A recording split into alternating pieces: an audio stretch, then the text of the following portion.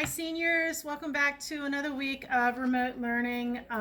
Sorry didn't put the review for the last part of Things Fall Apart video one for last Friday. I had some technology problems and couldn't get to it, couldn't get it done. So I'm going to attach that review to tonight's video. Please watch it before you take the test tomorrow. So let's take a look here. This is in Canvas. This is the end of the Things Fall Apart unit. You have your directions for the week. We're going to go with directions for the week instead of using calendar. I think having the two out there makes it really hard to use. I think using one and streamlining it might be a little bit easier. So I'm going to go with the directions for the week. That way you can see day by day what you should be doing and the due dates. Here's the test I was telling you about. This is your Things Fall Apart test. It's for parts 2 and 3 that we finished up with. It opens at 8 o'clock tomorrow morning. I believe it closes around 11:59 tomorrow night. I'm not sure exactly, but I think that's right. It's an hour-long test. Please make sure that you're taking it in one sitting. If you walk away from it, if you close out, it's only going to take what you finished. It's not going to allow you to go back into it. So whenever you sit down to take the task, finish it, and then walk away. Okay, so the next unit that we're going to talk about here is the tragic hero. Now, we talked about Hamlet being a tragic hero. We're going to talk here in a few minutes about how Okonkwo is a tragic hero as well. And rather than moving into something entirely new with a new novel, we're working here on limited time.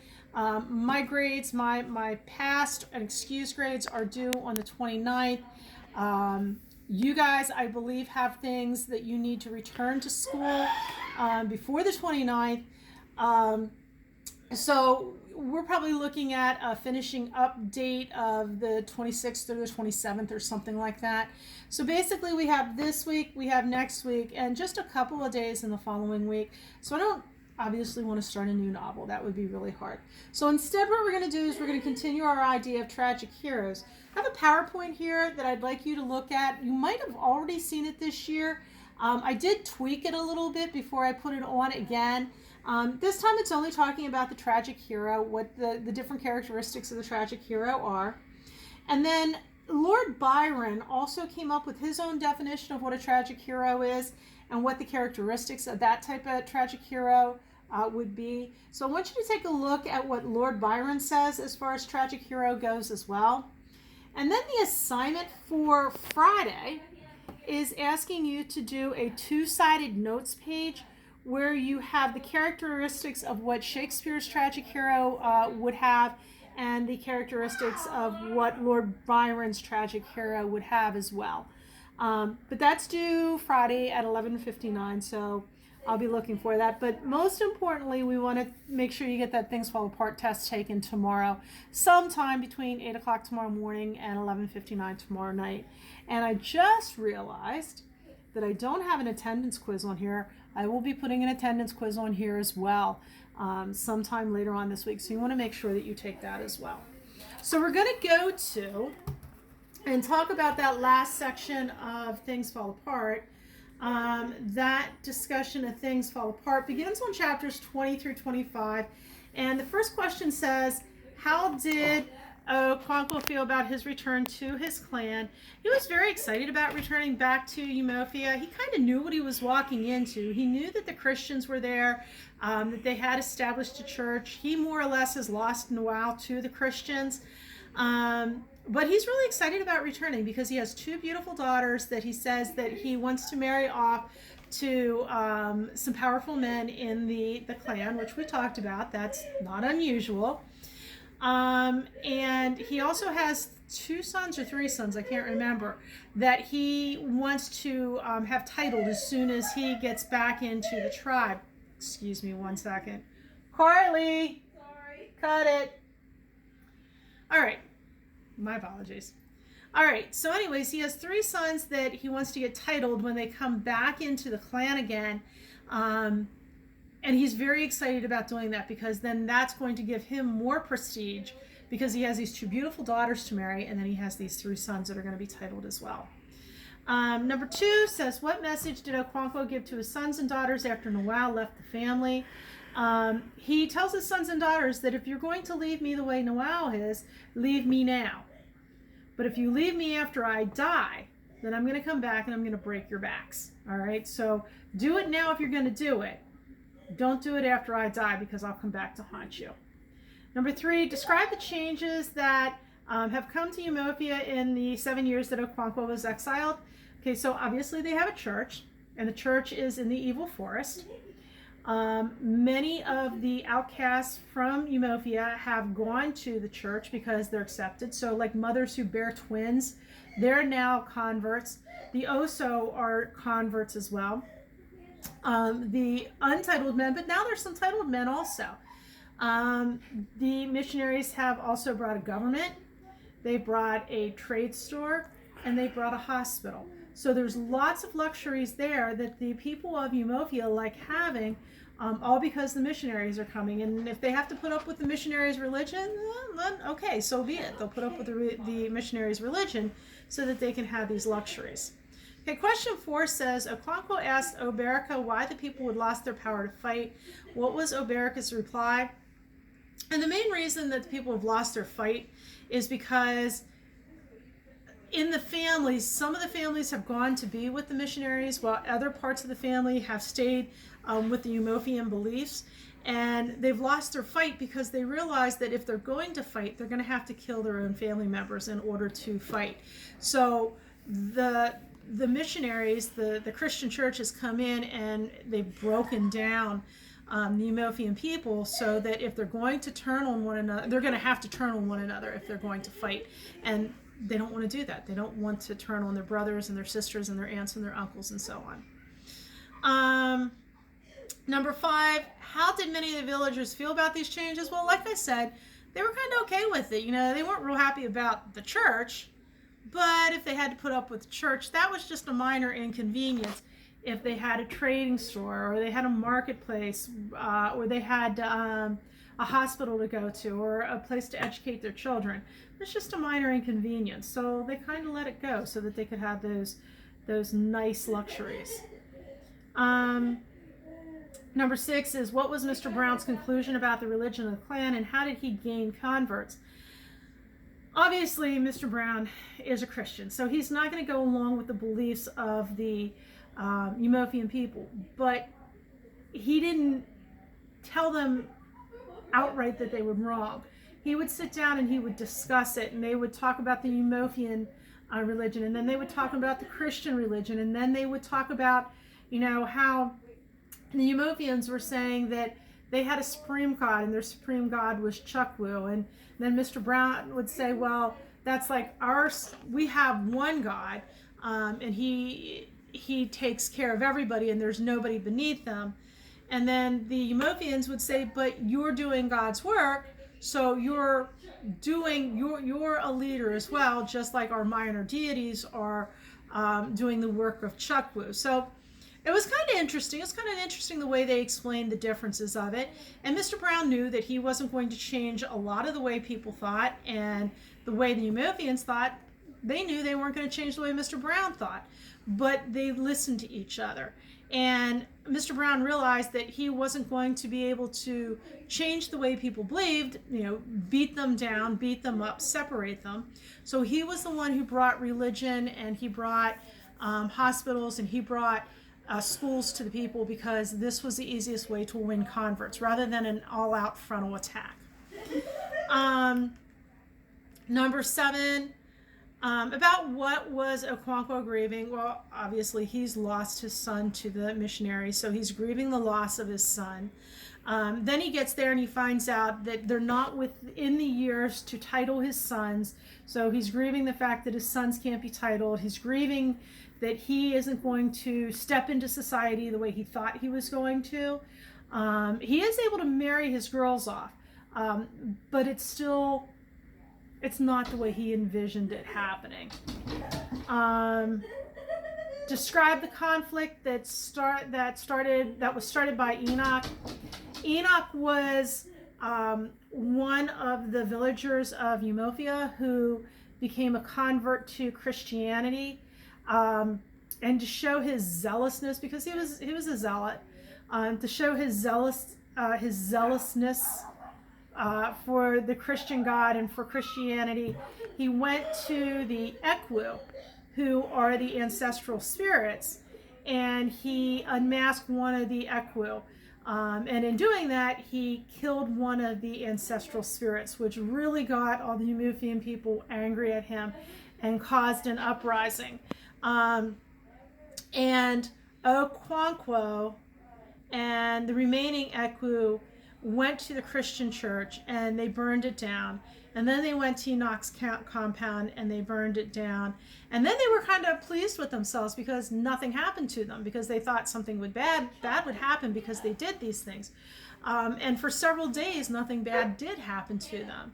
And then suddenly, question 10, how did Okonkwo feel when he, oh, okay, that's the next question. Then a couple days later, Mr. Smith, who is now the new leader of the Christians, calls Okonkwo and 4 or 5 other leaders of the Umofians over to their courthouse, where he says they're going to sit down and discuss what happened and come to some type of amicable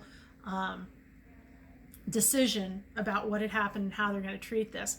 And even though Okonkwo and the other leaders went in with machetes, they managed to get them separated from their machetes. Okonkwo and the other leaders were then taken into the white man's prison, where they had their hair cut, they were whipped, they were humiliated, and then the Umofian people had to spend $200 calories in order to get their leaders back.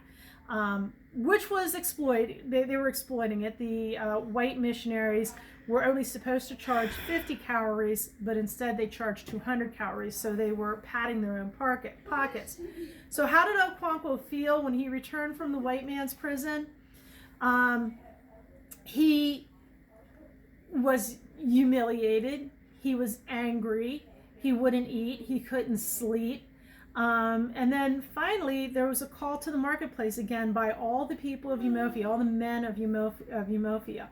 And when they went to the marketplace, one of the Christian messengers came to disperse the group of men. And when Okonkwo saw this man coming up, he confronted the man, and he pulled out his machete and he decapitated him. And he really had hoped that all of the other Umofian men would fall in line behind him, and they would fight down the white missionaries and push them out of Umofia. And while chaos broke out, it didn't break out the way Okonkwo had hoped. Everybody instead was saying, why did he do that? Now what are we going to do? There wasn't any rallying behind Okonkwo.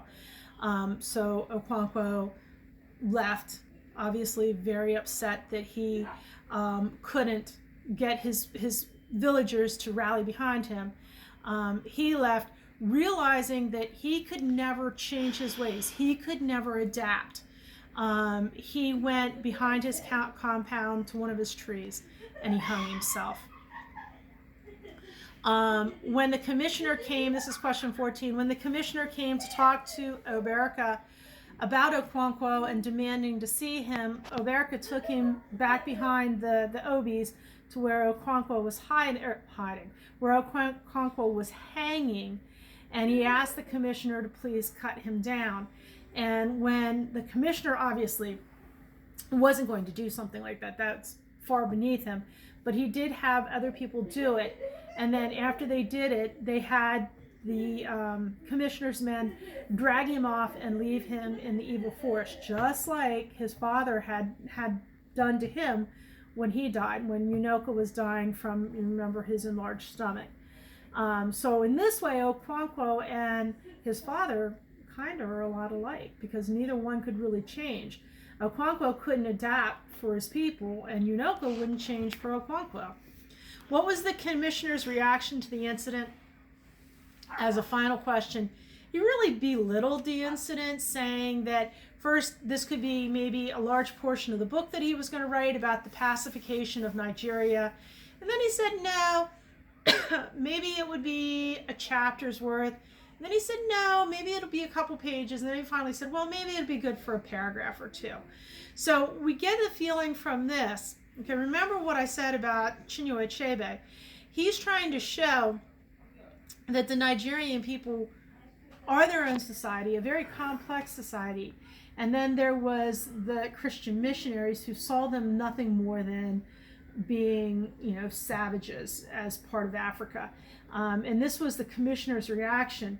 Oh, this little man is so important, and he went and hung himself, and I'll only give him half a book, a couple pages, well, a paragraph will do. So that's how much importance the missionaries put on the job that they were doing, bringing in Christianity. That's how much importance they gave to the society of these men that they were trying to change. Okay, so let's look at one more thing. And that would be that discussion question. I don't want to spend a lot of time on the discussion question. Let me see here real quick what they were.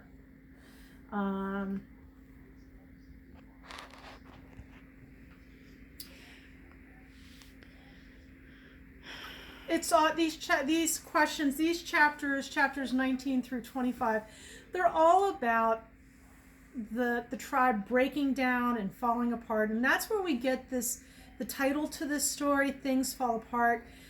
We can go back to where Okonkwo killed the young boy at the elder's funeral, and his life starts falling apart. We can go back even further. We can say Okonkwo's life started falling apart when he killed Ikefuma in the very first couple chapters of the book, but his life starts falling apart almost from the very beginning. He's successful, and then suddenly he kills Ikefuma, and then things change. And then his son leaves, and then he has to leave. He has to be exiled from the tribe because he killed a man's son accidentally. And then he leaves, and then he comes back, and everything has changed. The whole tribe is changing. The whole tribe is breaking apart. And his life is changing, and it's falling apart. And because he can't adapt to it, because things are falling apart, and you would hope that as your life changes, you learn how to adapt to them. His life couldn't change. He was rigid. This is who he was. He wasn't going to change for anyone. And because he realized that he couldn't change for anyone and nobody was going to change for him, he killed himself. Okay, quickly. We talked about that question earlier.